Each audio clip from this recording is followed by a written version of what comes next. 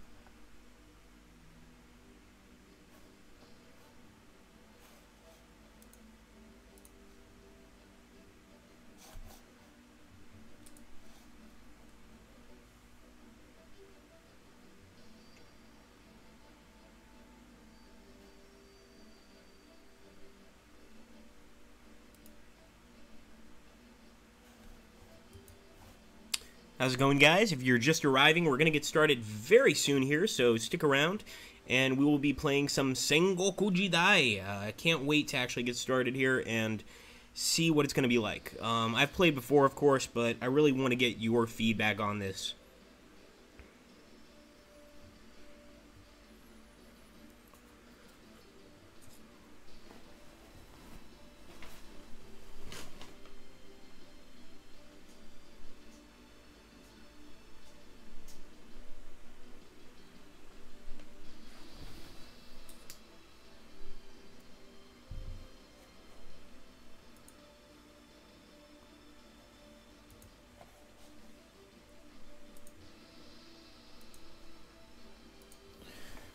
Alright, guys, we will get started in about 30 seconds now.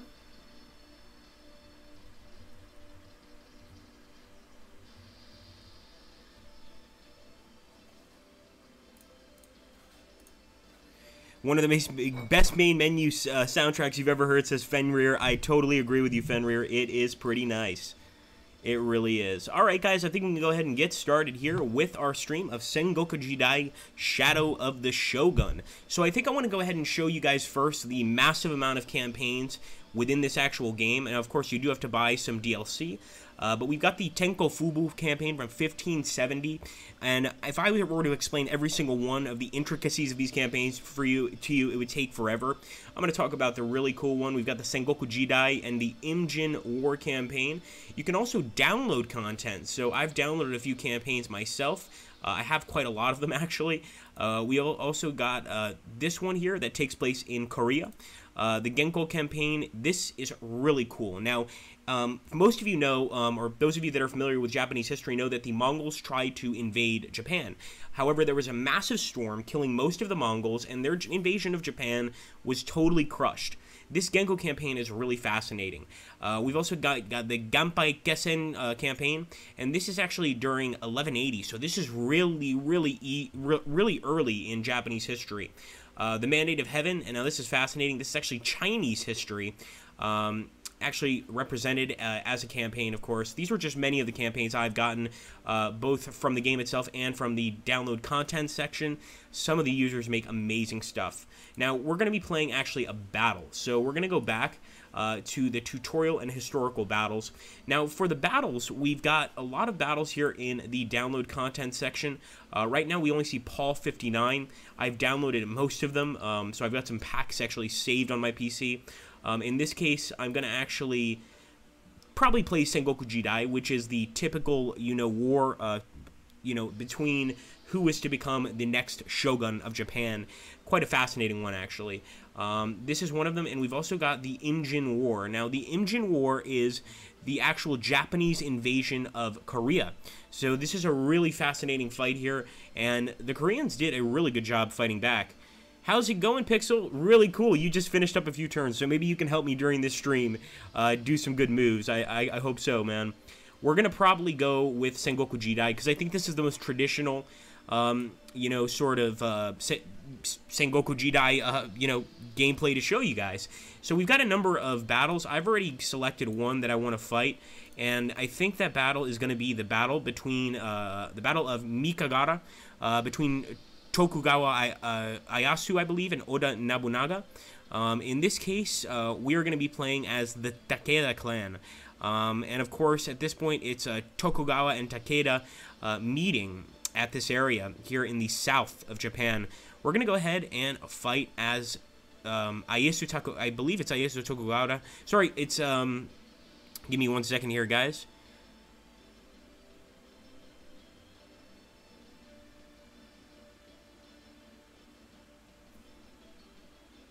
So I believe Oda Nobunaga, as you can see, would defeat the Asai and Sura, and second most after the Takeda Shinjin.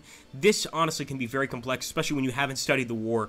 We're going to go ahead and play with Tokugawa clan. So let's see how we do, and let's see if we can't muster up a victory here against the Takeda. I know with a lot of other games from this period or about this period, I always take the Takeda clan because they've got, from what I hear, excellent cavalry.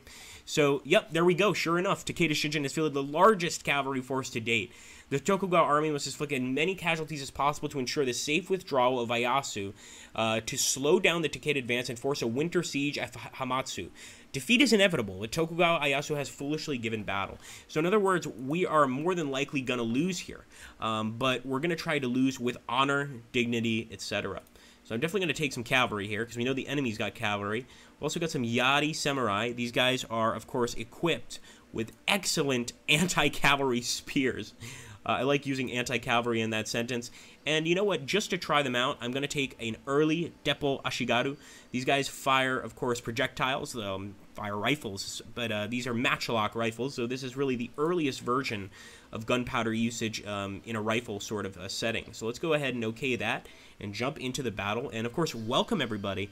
We're getting a few more people here. It's a nice, snowy, chilly day, and I think it's a good day for a battle. A good day. It's a good day to die, as they say. So we've got a pretty decent position here, primarily because if you guys are noticing here, we are in sort of a V shape, whereas the enemy is just sort of stuck here in the middle. But once again, look at that cavalry force. This is almost entirely made up of cavalry units, mounted Yari samurai. So I'm going to try to get into the woods, because I know one thing cavalry hates are woods. They're not fans of the forest at all. So I'm going to try to kind of keep on moving in here and closing in on the enemy from all sides. We've also got some allied generals, and one thing I love, absolutely love, about Sengoku Jidai is the fact that generals can actually duel. So you can actually have a duel between two generals to decide the fate of that particular combat. And it can get really, really fascinating, really interesting, and you get a little sad, especially if you're playing campaign mode. You've got a general you really, really like. It's just, unfortunately, it's not his day, and he loses the fight. So I try to avoid those as much as I can, unless I'm winning the battle. I usually do it as a sort of a victory celebration to finish off the enemy leaders. But I think here we're probably just going to try and play smart. And I think the best way to play smart is to play defensively here, is to get into those woods with as many men as we can and try and defend them from impending enemy attacks. So that's a really interesting question, Byron. So there is a strategic layer in the campaigns. And in the campaigns, you actually get a campaign map, very similar to a lot of our other games. And in this campaign map, you can increase the size of your armies. You can take settlements, and through taking the settlements, you make more income to therefore buy more troops. So yes, there is definitely that aspect to the game. Today, though, we're looking at more the tactical aspect of really just the battles themselves. The battles make up a big part of the game, but quite frankly, I've had some bigger battles in the campaign than I have in the historical scenarios. So you can really go pretty crazy here and get some very interesting results if you decide to go ahead and try one of the campaigns out. And at this point, you know, when the game first came out, there really weren't that many to choose from. Now there are just so many to choose from, and you can play just about anywhere. And using the download system, you can even play in places like China. You can obviously play in places like Korea if you get the expansion pack, of course, for the game, which is quite cheap. And by the way, guys, these games are on sale. We have a board game sale going on right now, and this is considered a board game. It's, if you take a look at the units here, we've actually made them look sort of like miniatures that somebody would paint. And that's the feeling we try to get from this game. It's sort of like you playing with your friends on a board with miniatures, but of course on a much grander scale. And look at this, I just noticed this, the Takeda reinforcements. We really are going to die in this fight, but we will die with glory and with honor. So I'm going to end the turn here, turn it over to the Takeda enemy. Let's hope that they're not too vicious.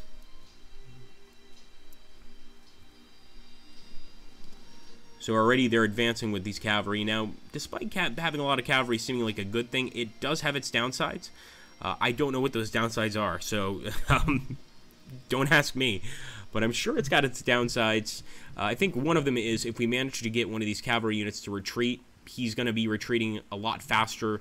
And when you retreat in this game, the other units actually lose some morale.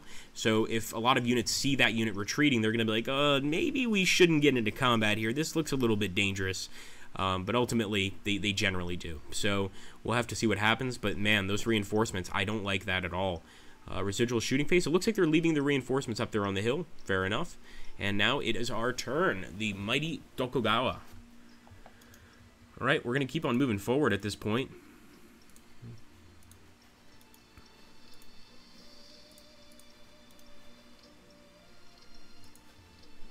I'm not sure if the cavalry can make it through. There we go. Yes, they can. Wonderful. Thank goodness we bought those mounted Yadi samurai.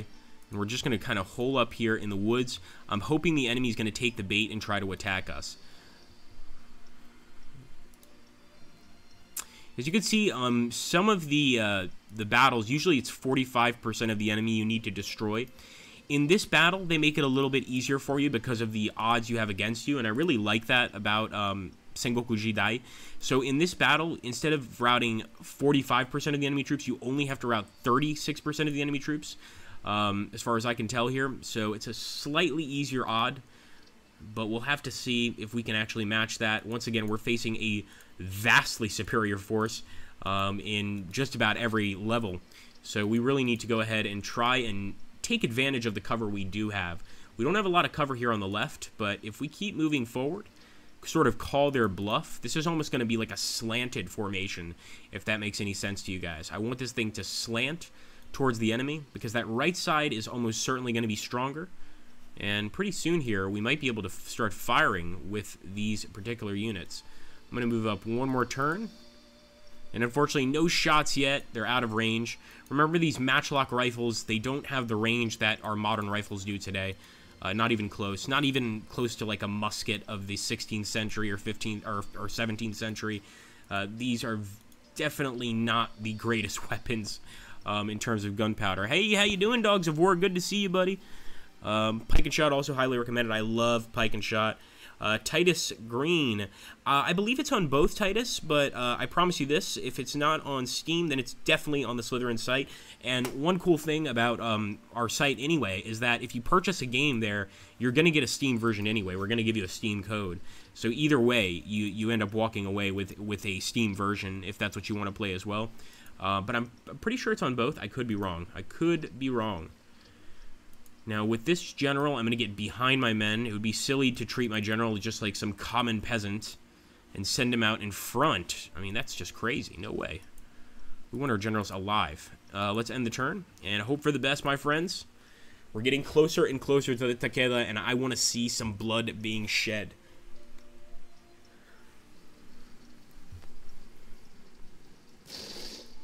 Good shooting. We actually got some shots off here. And it looks like they have impacted, and sure enough, there's that blood, guys. Enemy mounted samurai, pretty roughly equal terms. They lost 10, we lost 8. Those could be dead or wounded. It's another thing I really like is at the end of the battle, it'll actually tally up the dead, the wounded, those that surrendered, those that ran away. I think that's much more realistic than a lot of games that just say, you know, enemy killed X number. In most battles, the wounded outweigh the dead, you know, because obviously not all shots or stab wounds are fatal. I'm not sure if the ratio for medieval battles is slightly higher on deaths. It could be. Or, you know, battles of this period. It'd be interesting to see. We're going to see, though, it looks like the enemy is moving forward. Oh, yeah, they're definitely moving forward with their reinforcements here. And they've got a lot of reinforcements. This is a problem you can obviously face. I also want to talk a little bit about the multiplayer system available in this game. So you could play against friends with a PBM mode. And what that basically means is that you play by email. It doesn't mean you have to play in your email box. It simply means that you do your turn, you end your turn. If you guys want, you can stay online and play the entire battle out. But once you end your turn, your enemy gets a message to start his turn in his email box. And then he'll do his turn, it'll be your turn, etc., etc. And especially here in Sengoku Jidai, I have had some of my finest PvP sort of situations where I had a battle with a friend, you know, we were having so much fun, he was beating me, I was like, there's no way I can win this, and all of a sudden, like a phoenix rising from the ashes, I just crushed him. So a lot of really good times there. I highly recommend you guys take a look at the multiplayer aspect. Once again, very indecisive fighting here. And it is our turn. We've got to decide what to do here. I want to say also hi to our YouTube friends. We've got people on YouTube and some people here on Twitch. Yes, a lot of DLC. And it's really good DLC. I mean, we looked at the campaigns earlier. I don't think everybody was here for that. So I'll make sure before the end of the stream to go and take a look at those campaigns again. They're very, very interesting, and a lot of them just fascinating. We've got some campaigns in China, some campaigns in Korea. It's incredible. So I'm going to attack, actually, with my mounted Yari Samurai on this enemy. We have a slightly better chance of winning, 13%. And we have a duel! We have a duel! General fallen! Enemy Unit 1, Yamagate Masagage, has fallen in a duel with Honda Takatsu. Oh my god. So it looks like a general was fallen, but this is the hilarious part. Despite losing that fight, it was the enemy general that got killed in that duel. So the enemy avenged their general, kind of, but ultimately pretty cool. Now, as you can see here, our chances of winning are 0. All I'm going to do is move forward and prepare for the attack. I'm kind of hoping that they'll charge me. We are going to charge this Yari Ashigaru unit, and part of the reason we're doing so well against them, as you can see here, is we are Yari Samurai. We've been trained since birth to fight. We also have pretty decent armor rating and an incredible attack rating at 324. The enemy at 219, 33 armor. Their armor is actually not too bad. It's the same as ours, but in terms of the fighting ability, there's no comparison. We could also fire some missiles here. And I think I'm going to fire at that cavalry unit. Or, let's hit the Yari Samurai on the flank. 22! Wow! And these are Ashigaru units. Ashigaru basically means sort of drawn from the peasantry. That is really, really cool. So, absolutely incredible there. Let's see. We could attack with our Teppo Ashigaru. But I think I'd rather attack with my general. He's not going to do very well. Let's fire. 4 down. Yeah, I'm going to attack with these guys. Our chances of losing are actually pretty high. So we want to be careful. But I am going to flank attack the mounted Yari Samurai with our general, Ishikawa Katsumasa. And that broke the enemy. So there you go. Definitely being in the woods is the right thing to do in this battle. We just ambushed them and made them retreat. At this point, we might even get a few mortar rout. We've even disrupted the pikemen. Although I don't like that our men are charging right into pikemen. They actually got a really good attack there. And sorry, these are not pikemen. These are Yari Samurai.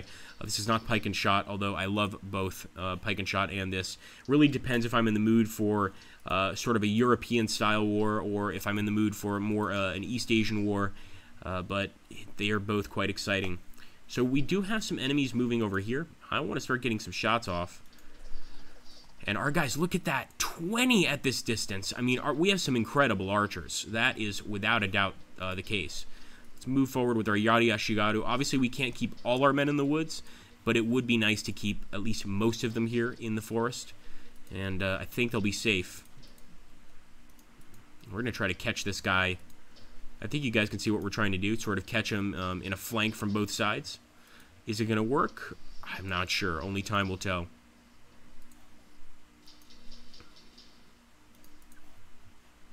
So far, the enemy seems to be taking the bait, but again, there's not much of the enemy on this side.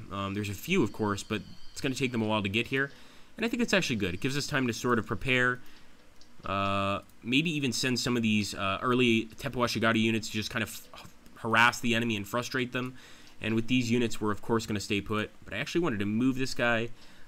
Sadly, I think he can't turn and move. These are very dense woods. It could also be the end of his turn. This team is different from the one on the southern side. How so? Could you tell us, Titus? Because actually, I'm currently not at the office. I'm streaming from home here, but I would absolutely get a message to the product manager, see what we can do if there's some sort of a price discrepancy. Obviously, we want you to buy the one that's best for your wallet. So if there's an issue like that, let us know. In this case, we're going to end the turn, but look at all those enemies. So many.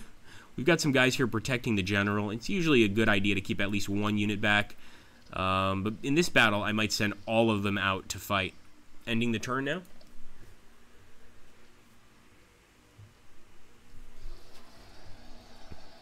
And once again, we managed to disrupt the enemy. That guy's still going to rout, and that adds to the amount of men we've killed. And look at that, 57! My God, our Yari Ashigaru, I should say, our Yari Samurai just absolutely cut through those Yari Ashigaru like a knife through butter. That's what happens when you put peasants up against Samurai. You know, it's going to be very serious. And there we go, we're winning again. Managed to fragment another unit, and we're doing another flanking charge. This one didn't go so well, but it's good enough. We just need to keep this up, and we have a victory, guys. Okay, enemies coming out of the woods to attack, and they actually fell back. So they didn't feel too good attacking our Yari Samurai. I don't think the horses like the huge spears we're carrying. That could be an issue.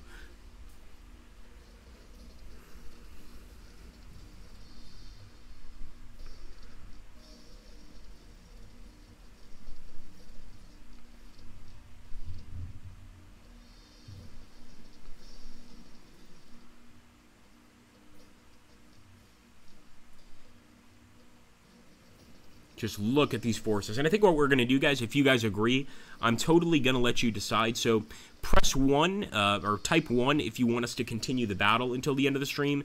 Type 2 if you want us to jump into the campaign mode in a second here. And maybe take a look at the campaign mechanics, how you build units, etc., how you start battles. Just so press 2 for that. And we'll type it in, obviously, the chat. And we'll try to tally up the votes and sort of decide where we're going to go here, because I definitely want to show you guys what you want to see. So let me know, and we'll move in that direction.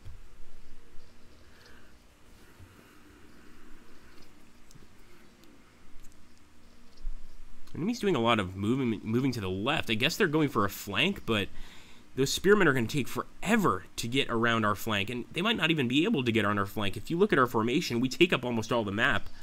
Here we go, some nice missile fire from our men, and it's back to our turn here.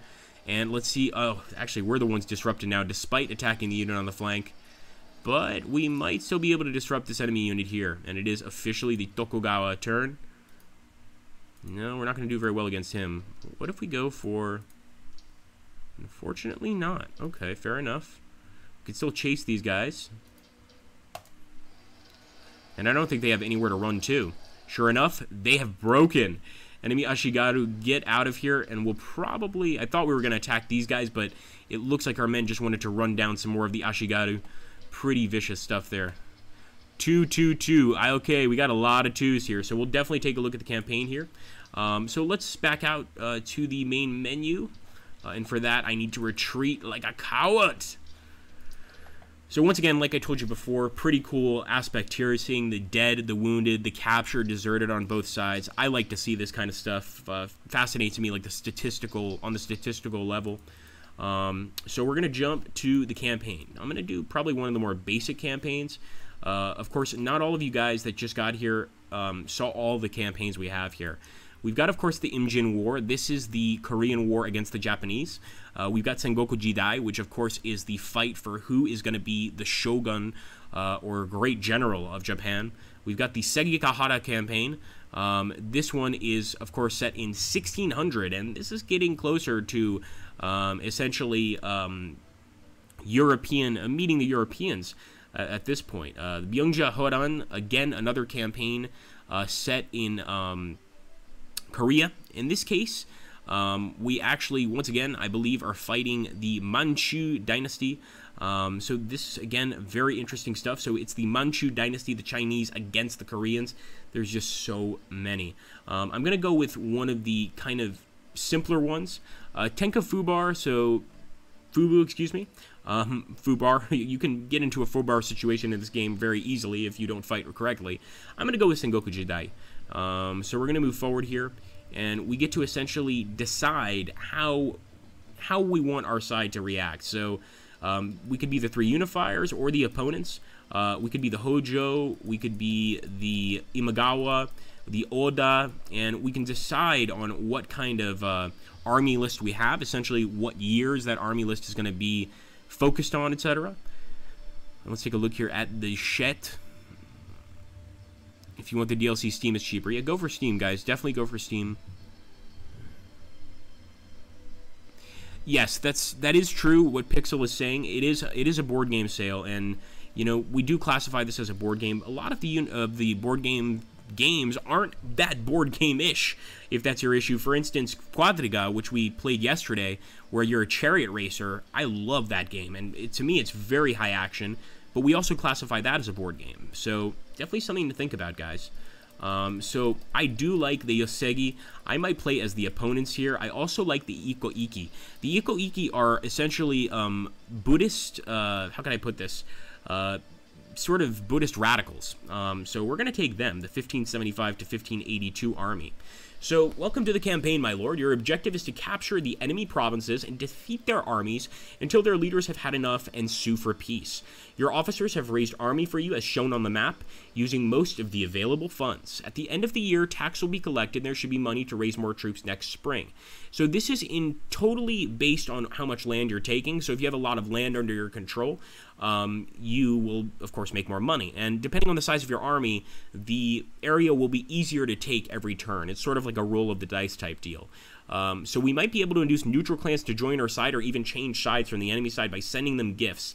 The enemy may be attempting the same. So as you can see, this has even a diplomacy addition to it. And you can see there's a lot of people, a lot of different factions fighting on the screen. So what this is explaining here, and absolutely makes sense, is the size of the armies. So like the size of these buttons actually... sorry guys, let me stop the tutorial. The size of these buttons determine the strength of your army. So we could actually raise a new army here and merge armies together. So let me see if I can't raise a few, and you can see our units look quite different. This is the Iko-Iki, truly look like Buddhist radicals. They shave their heads. They're absolutely insane warriors.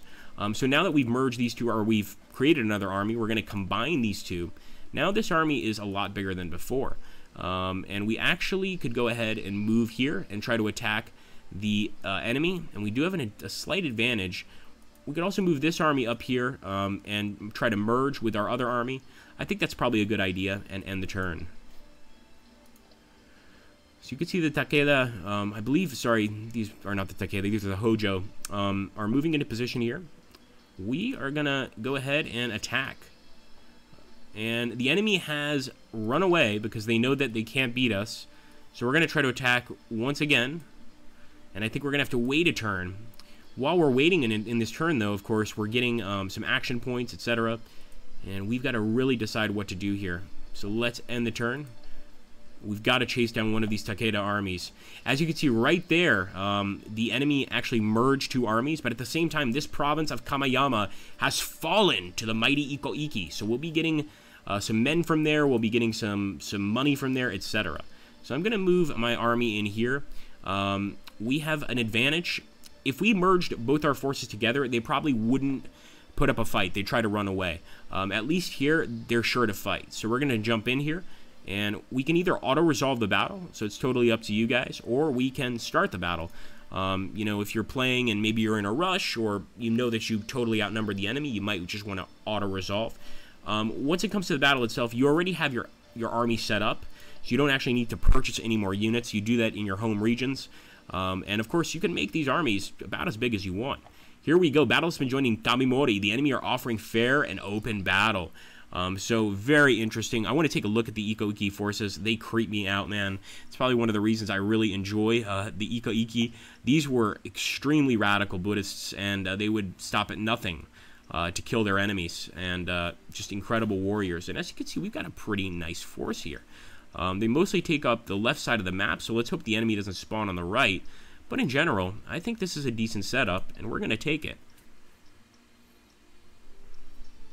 So, if you guys have any questions, make sure to put them down below, sort of about what you think, or how you think the campaign looks. And of course, remember, there's a lot of different campaigns, so you can really play from a perspective of so many different historical leaders, historical armies, etc. And that's one of the things I think is quite fascinating, is with the campaign system here, you've got endless hours of replay value. I really mean that. Every campaign is going to be different. Even if you choose the same clans, your campaign is going to be different every single time. We got a lot of peasants in this army, and it's kind of worrying me because I think their morale is going to be less. They have no armor at all, so they're basically wearing rags. And a lot of the Iko-Iki, I guess, do believe that they'll be protected from enemy bullets or enemy projectiles or enemy swords. But the one good thing is that the Iko-Iki do have the support of the peasantry, so you get a lot of sort of Ashigaru type units in their armies. A lot of matchlock rifles in this one, which I think is interesting. Maybe we can end up winning the battle with matchlocks. I think that would be a pretty cool way to win the battle, especially this early on. We're in about 1570. So matchlocks rifles in general did not... they were not the main battle weapon, essentially. They weren't the main weapon on the battlefield. They were just one of many instruments of death that you could find on the battlefield. I'm feeling bad for the enemy, actually. When I see this force, we've got a lot of guys. Now, the issue is, once again, once you take a look here, these are peasants. These guys are driven by, essentially, religious fervor to support us. And the real best way to win with the Iko-Iki, sort of like winning with the orcs in a Warhammer game, and that would be... basically, you just have to outnumber them and crush them with your numbers. It can be really challenging because the enemy's got these samurai, but our Iko-Iki warriors are almost as good as samurai. Not quite, but they're pretty good. These are trained monks, so they've actually been trained in combat. Let's take a look here at the chat. Iko-Iki are cool, said Pixel. Absolutely. Isn't the Quadriga dev working on a galley battles game right now? I'm not sure, honestly. I always try to be careful about what I say on these streams because I'm not sure what I should be saying and what I shouldn't. Let's call that no comments. Choices. Right, that's it. I'm grabbing it on Steam. Nice, Titus. Glad to hear it, man. So Titus already picked up Sengoku Jidai on Steam. Well done, man. And always drop a comment if you like these streams. Say, hey, Kevin from Slytherin got me to buy this game. Drop it on our videos so that the company knows that you guys enjoy these streams, that you want to see more of them. Obviously, our goal today is to promote this board game sale and get you guys as many deals as possible. Let's take a look here. I think we moved everybody, and we'll end the turn.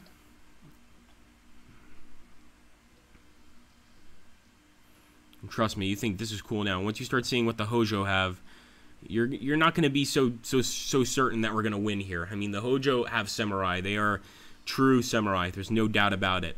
So once we join battle, there's no doubt that they're going to find themselves or think that they're superior. They're probably going to have a lot more confidence than we do in this fight. Although then again, who's to say, right? The religious fanatics or the trained samurai? Who has more belief in their style of fighting? So I'm going to move this guy up here just because the matchlocks have to at least be at the edge of the woods to fire. Unless you're actually in the woods, which is a bit strange.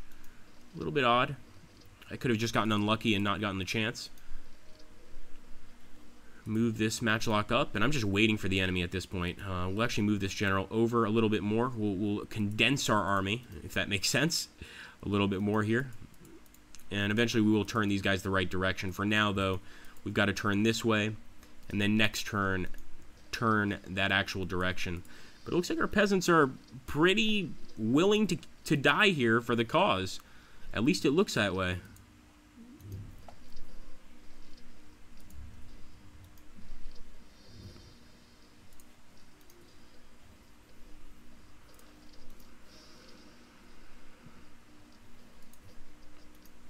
So as you can see here, we're just creating a massive bulk. This is just a massive, bulky, thick line. You guys can take a look at it. It just looks like almost like a rectangle. And I'm going to just continue to do it. I think this might work.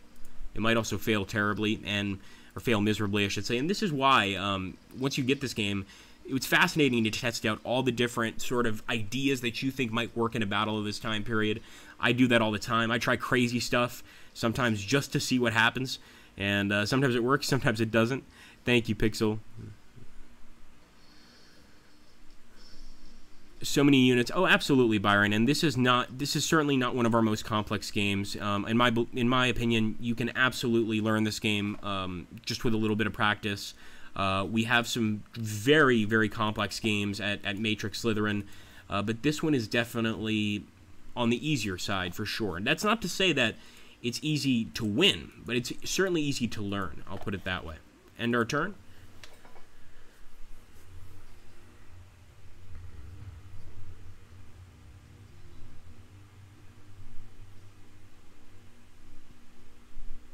The Hojo are staying quiet. They're not moving.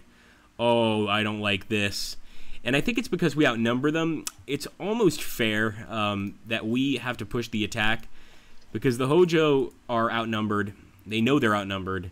They might be saying, you know what, guys, if you have any honor whatsoever, you have to attack us. You attacked us first. If we're going to fight on the battlefield, you launch the attack, we'll defend. Fair enough. I'll take them up on the offer. We're going to leave our woods cover. I don't recommend you ever do that in an actual Sengoku Jidai game. Just be patient. But, of course, you know, these streams don't last forever, and I want to try to get you guys some combat in here, if possible. The enemy might just stay there, though, and sort of become very turtle-like. Another thing I'd like to mention, once again, I told you guys about the community scenarios that are amazing. Some of the campaigns the community made, quite frankly, are almost better than the campaigns we made. They're just incredible. So definitely take a look at those. And if you want to try and create a campaign, if you've played Sengoku Jidai, you want to try to edit some sort of war, please try. The way it works at Slytherin, and I think it's a really good method, you play a lot of these games where there's community scenarios that are created by the community, and essentially you can upload whatever you want, and a lot of people just upload garbage, and it's really not worth playing. The way we do it here at Slytherin is we actually watch the scenarios you create or the campaigns you create, and we sort of decide whether or not we find them worthy. Hate to put it that way, we do not find you worthy, but you know, a lot of the people out here end up being extremely talented folks, and we end up, you know, having them create more campaigns. So it's definitely something to consider if you like building this sort of stuff. You know, have a try. Let's end the turn here. I hope we get some shots off, and I hope the enemy attacks, for goodness sakes. Oh, there we go. They're moving forward.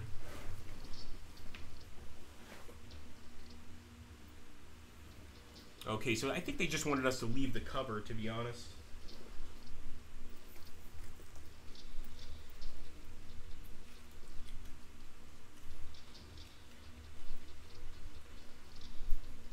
They are everywhere.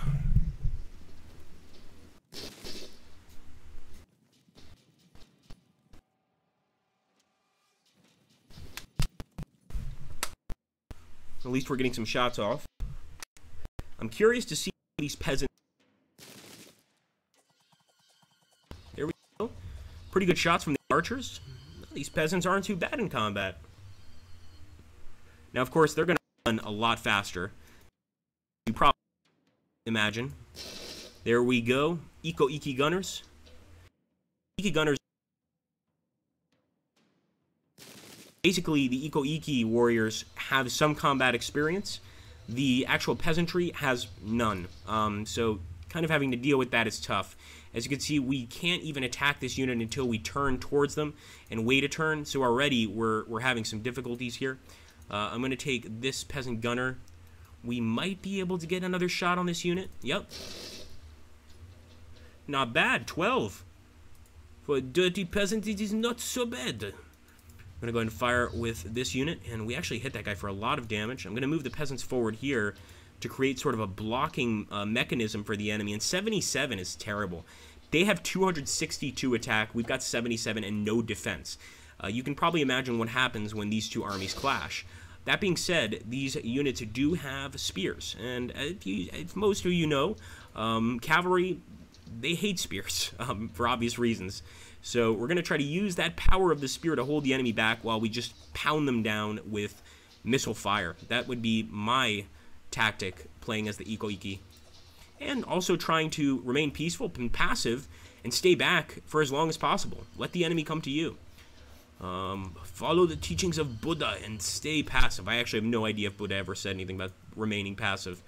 So we could actually attack this general, maybe get a battle going, but I think I'm going to give him a little more hell. Move some units up. Make him work for this a little harder. And we'll bring 2 of our generals up at this point. So General Yashikimi and General Yoshiemon. Of course, we've got our Iko-Iki warriors as bodyguards if necessary.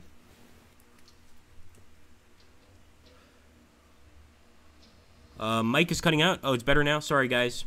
I'll get a little closer to the mic here, and hopefully you won't have any trouble hearing me. So we'll end the turn, see what happens. I want to get a battle of generals. I really want to get a duel here. Sound like a child. I want to get a duel, but I really do. I mean, it's one of the coolest things about the game is being able to get that tiny bit of revenge with a duel when, even though your unit loses, you manage to kill the enemy general. I love it. As you can see, we got a really good shot there, 55. Really nice shooting there by our boys. So this battle could possibly be won just by firing at the enemy continuously. By the time they get to our lines, they've got nothing left. Their samurai, the armor has now turned into tatters. It's totally useless. This is definitely a possibility.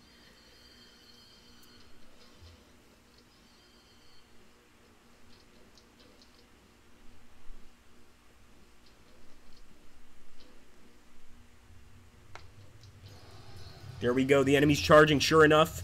And as you can see, sure enough, they're going to be doing a lot better than our peasants. But I was surprised that they didn't do as much damage as I thought they would. There they did. And that was against Iko-Iki warriors. So they killed 55 of our men and fell back. They likely could have continued the attack, but with so many of our men nearby, I think they did the right thing. There we go. Fire, 27-21. And we auto-broke some Yari samurai. What kind of samurai would retreat like this? Once they see those matchlocks firing, they start to realize, you know what? All that stuff about Bushido and the samurai class, maybe it's not so relevant anymore. Alright, we could get a shot on the enemy that's retreating, or we could try to get a shot on this guy. Unfortunately, he's too far. The reason we can't attack, and I kind of understand this, the reason you can't actually attack a unit that's in close combat with your missile units is you could hit your own men. I do wish, I must say, that there was a system where you could still hit your own men. And by the way, we just dispersed a unit, which means they basically threw their arms down and just ran away in disgrace or possibly surrendered. But I do wish that there was an ability to just fire into your own men. Not sure how many of you have seen Braveheart, but you know that scene with Edward Longshanks when he says, you know, open fire with the archers, and he says, but sir, we'll hit our own men. Yes, but we'll hit theirs as well. It's my Bane voice, my goodness. But it's sort of like that. So we are going to charge with our General Shihanaga, and do keep in mind that our generals are fanatics. They will fight to the end. So we have a duel going. Who's going to win? Oh, our general has fallen. Oh my goodness. Shihanaga has fallen in a duel against Hojo Hidenosuke. It happens to the best of us, and as you can see with the general falling, it disrupted these two peasant gunner units. Remember, this isn't just true for the Iko-Iki, this is true for all factions. If their general falls, a few units around the general are going to lose heart. But especially with the Iko-Iki in a historical sense, you know, they really believed that their generals were divine. So when one of them fell, maybe they weren't exactly a messenger of Buddha. Maybe they were just, you know, a regular guy, and that doesn't exactly make for a very trustworthy group of soldiers. Let's put it that way. I am going to try to attack with our peasants here. We'll see how they do. And as you can see, their chance of winning are 1%. So their chances of winning are practically impossible. What you guys would do in this situation, I'm not sure. Right here, for instance, I'm going to open fire, and we disrupted the unit of Yumi Samurai. So this might somewhat disadvantage them. These Yumi Samurai units Interesting thing about them is they are, of course, missile units, but they can also fight in combat if need be. And we're going to attack with our armored Iko-Iki warriors. Remember, these guys are armored. They actually believe that maybe armor is necessary in this kind of fight, which it definitely is. Let's see if we can open fire. 51! Those peasant gunners ain't bad at all. All right. We've also got our generals here. And remember, your unit with generals, with a general in it, is going to be much more brutal in the fight. They're going to do everything they can to beat the enemy. We're going to charge with this unit here. 53! We've already fragmented them. That's what a general can do. It's just incredible. And we could charge this guy, but I think what we're going to do is just move up and stop him from attacking our armored Iko-Iki warriors led by General Yakusimi. Another thing to consider is you can transfer your general to other units. So if I wanted to, I could actually have this general commanding a group of peasants. So for instance, if you've got a unit that you're not too fond of initially, but that starts doing really well in battle, you could transfer the general to him, and you're going to have an even better unit. So another thing to consider.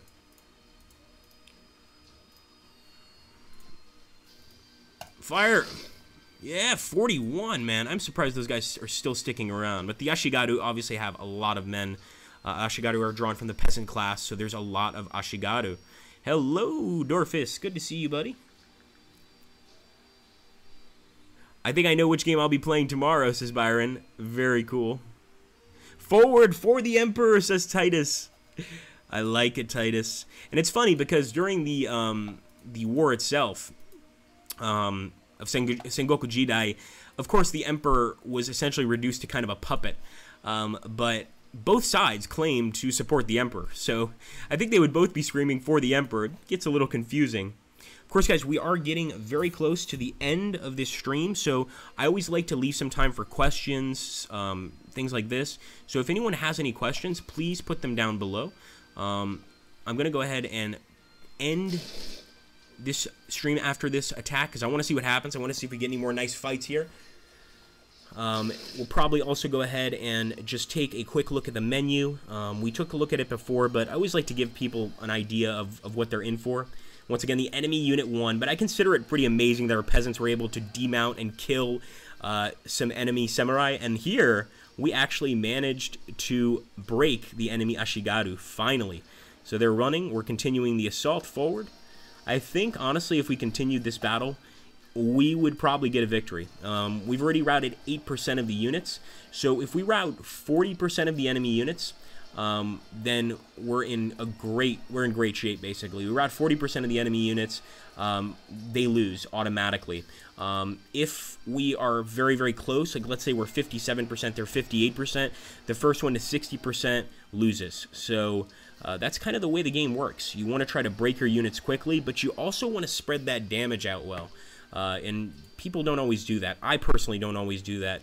Sometimes I'm trying to just kill one unit when I should be focusing on multiple ones and weakening them. So you'll want to keep all that stuff in mind and definitely take a look at the chances. So if it tells you you've got a 1 chance to win, the enemy's got 55% chance to win, and the rest is a draw, I probably wouldn't go through with that unless you absolutely need to. So for instance, if you want to try to flank that enemy with another unit, maybe it is worth jumping into that fight. Here we go, back to the melee phase, and there's a lot of fights going on here, and we fragmented once again the enemy unit. That was a very even fight, but a bloody one nonetheless. 27 of the enemy down. Enemies falling back.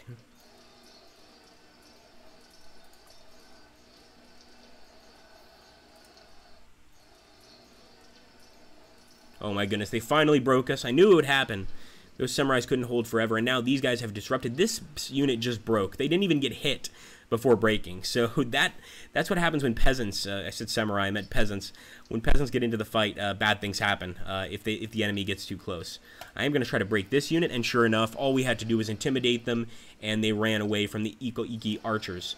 That was a samurai unit as well. And over here, we fragmented this guy as well, and I'm pretty sure we could break him this turn, even with an attack by our gunners. So it goes to show you that even gunners can fight in close combat situations. And the enemy did hold, so that's pretty brave. But, of course, this situation would eventually turn terrible for them. General Yoshimitsu, charge! Actually, there the peasants got more of a kill. I think it might have just been the impact of the charge that did that. Nice flank follow-up charge.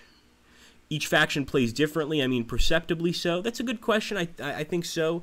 And I think Pixel makes a good point. You know, like, once again, we're trying to recreate sort of a board game style fight. So, of course, there's going to be some minor differences. And over time, you'll be getting some new units depending on the factions you play with.